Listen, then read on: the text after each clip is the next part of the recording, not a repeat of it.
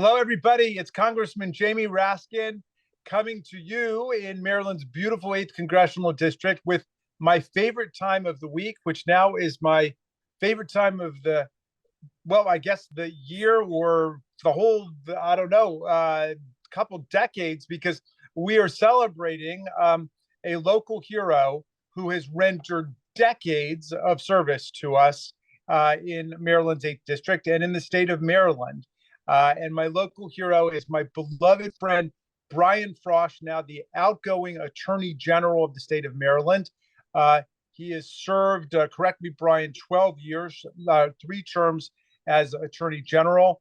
And before that was a state senator and a state delegate. He was the chairman of the Senate Judicial Proceedings Committee. He's a distinguished and fine lawyer.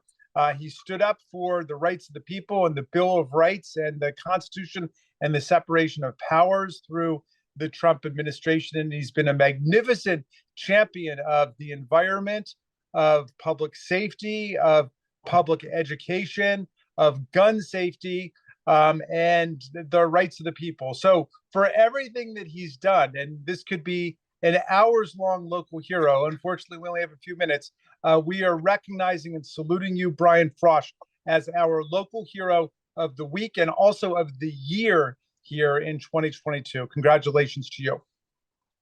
Thank you, Jamie. I really appreciate it. I appreciate the very kind words. I'll lie about you sometime, although one doesn't really need to lie about you. And I gotta say, I just find it ironic that we're talking about me today when everybody in the United States is thinking about you. I'm sending you love. I know millions of other of your friends and fans and supporters are as well. Well, I appreciate that, Brian. That means a lot to me, and I've been overwhelmed with support and encouragement from people, and I'm going to be hanging tough, and I'm very optimistic about going into my treatments. But you're not going to get off that easy, man. We've got a lot to talk about here. You know, if somebody had said to me, well, what do you think Brian will be most famous for? I'd be torn between, I guess, 2 kinds of things. I mean, one is that you've been such a pioneering environmentalist in our state for the Chesapeake Bay, for the quality of the air, the quality of the water, for smart zoning and smart development rather than just building every place in a sprawl fashion. You've just been in the forefront of all of that, and also, an early champion of action on climate change.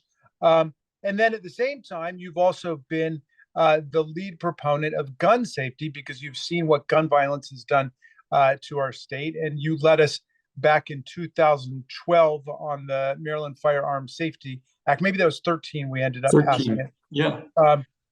But that included the ban on semi-automatic assault weapons and lots of stuff to crack down on the traffic in guns into the underworld and the bad apple gun dealers who are, breaking faith with the law and dealing right to, organized criminal groups and so on.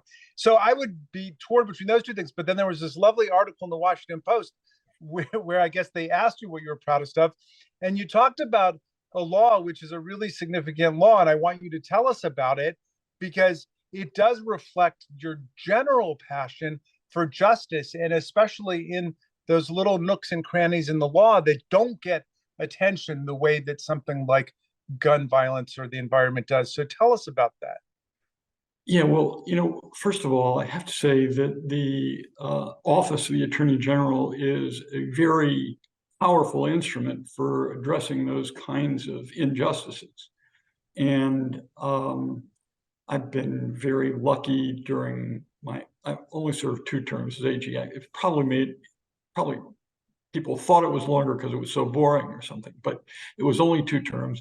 And, there were lots of things that we were able to do. We were able to not quite get rid of, but drastically restrict the use of money bail, which kept thousands of people in jail for one reason and one reason alone: they were poor. And we sued some of the worst businesses and people that I've ever heard of for taking advantage of some of the most beaten down folks in our society.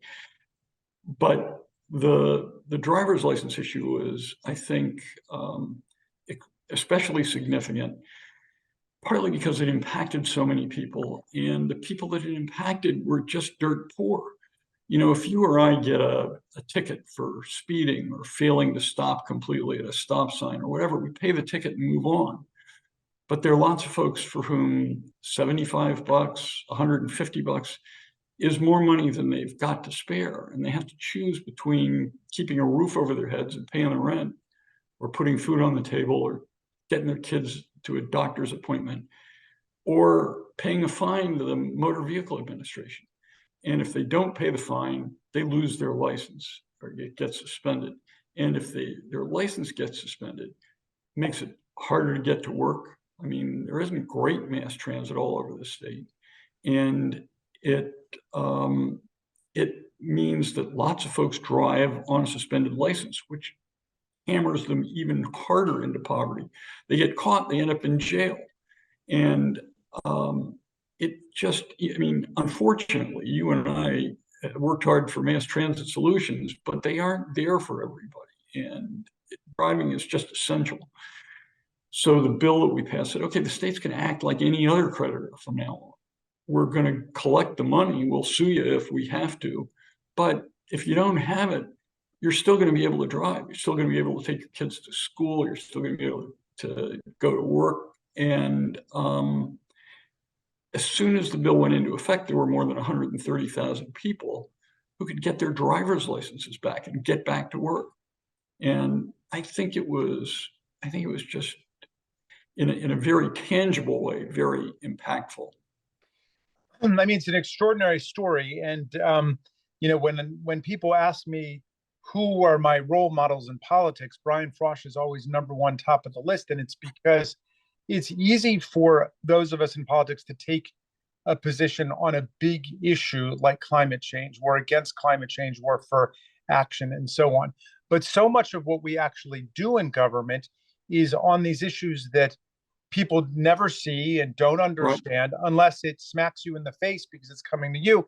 And that's why the character of the people that we elect is so crucial, because a lot of people get elected to office and they would say, well, I'm not really interested in that because nobody's talking to me about that. And that's not something on TV. But we got Brian Frosh in there, who is always looking out for how these things affect people in their real lives. So that's just an extraordinary story. And it's not unique. It's emblematic of, I think, of your whole public philosophy and your approach to government. And I just want to salute you for that. Well, you know, I think it's a trait we share. When people ask me whom I admire, I say you. And you talked about the Firearm Safety Act of 2013. That was a bill that you and I collaborated on. We put together. We took it to Governor O'Malley. We got his support and endorsement. And if you'll remember, we moved that the same time we moved the repeal of the death penalty. And I handled the gun bill on the floor. You handled the repeal of the death penalty on the floor. And there were two enormous successes. I think two, you know, big steps towards public safety and justice. Well, I want to ask you about this, Brian, because another thing that I always say I learned from you is that all public policy, all government is constituent service. I mean, even if you're talking about something that people say is, you know, a big issue like the death penalty, that is about serving people, like people who might be innocent on death row, like our friend Kirk Bloodsworth, who we got to know, who was the first death row exoneree, you know, based on DNA evidence in American history. And he was very crucial to our success there. But, you know, people were pushing you, Brian, to run for governor. I saw at multiple points people were pushing you to do that.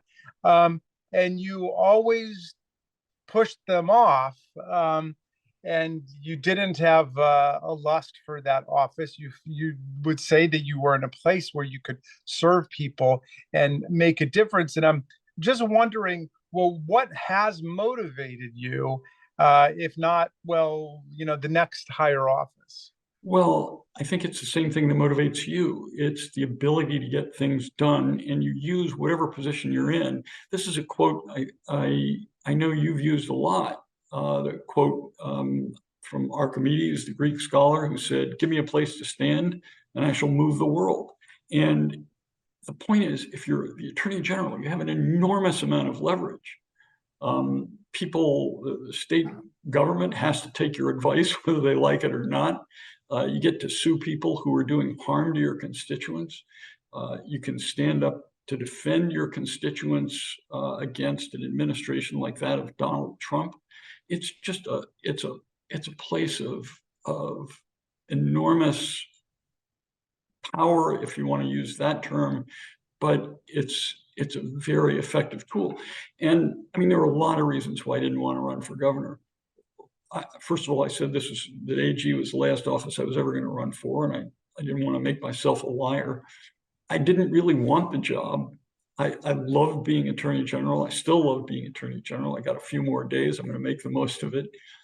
But also, 2018, we were in the middle of the Trump administration. We were in the fight of our lives, and I felt it was way too important to step away from that and have to, if I were lucky enough to get elected governor, I have to take all the insults and hardships that came with governing under a Trump administration. When you're Well, you just sue the bastards. We want to praise you for everything you did during that period to stand up for the separation of powers, to stand up for federal laws that were being eviscerated from within, stand up for the Constitution, the foreign and domestic emoluments clauses, and so on. It was great to have you showing attorney generals around the country, how to be a courageous defender of our constitutional regime. So you've had a fantastic career. You're walking away when you're at the very top of it. Tell us, what you've got in mind for you and the great Marcy Frosh, who's been our Attorney General, First Lady, and a major public actor in her own right. So tell us what you guys are thinking about. Well, I'm not really sure. We're not going to lie on a beach somewhere. Marcy is still deeply engaged. She works with a group that matches senior mentors with preschool kids to teach them basic skills to get ready for kindergarten. And she loves that work. I'm hoping that somebody will find a use for my talents. I mean, I don't want to be a lobbyist. I don't really want to take a traditional law firm job. I'm hoping I can continue to work on climate or poverty or gun violence or democracy or all of the above somehow. I'm going to be, as I always do, looking to you for guidance on what the most important issues are and how best to fight for them. Brian, look, thank you for always being an instrument for the common good and the public interest and freedom and democracy and our rights. You don't get super rich in a career like yours, but you win the fame that is justly accorded to people who've stood up for the people of our state. And so Maryland applauds you. You are very much our local hero in the 8th District, our favorite son. And thank you for all your great service. And I hope that people will congratulate you for this as just one of many honors that are going to be bestowed upon you. Thank you, Jamie. I appreciate the kind words. I appreciate even more the outstanding work that you're doing for our nation. And as I said before, I wish you nothing but the best. And my love to Sarah and the rest of your family. Thank you, dear man.